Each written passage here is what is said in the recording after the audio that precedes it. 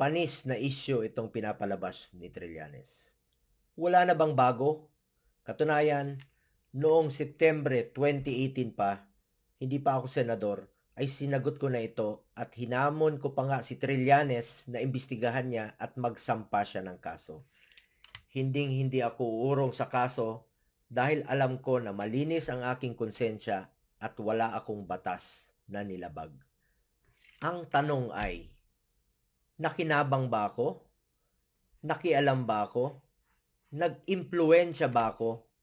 Wala.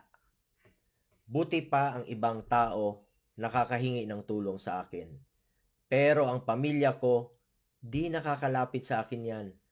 Lalo na ang half-brother ko na magkaiba naman ang aming nanay. Naging mambabatas ka naman, Trillanes, at may mga abogado ka rin naman.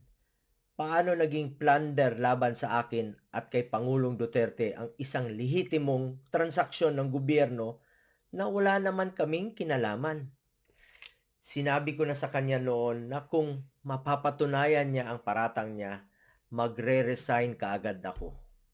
Nakalipas na po ang halos 3 taon at wala namang napatunayan si Trillanes. Lahat ng mga ito ay nasagot ko na. Puro kasinungalingan ang pinapakain niya sa taong bayan.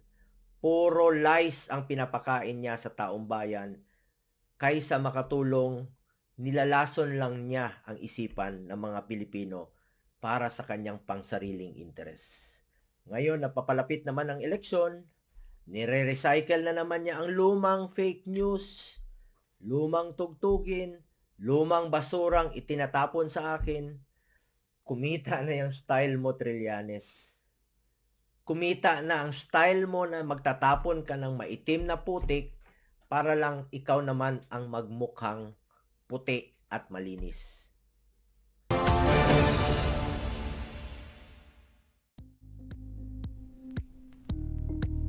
Thank you for watching Politico TV. Please like and subscribe to our channel for more videos.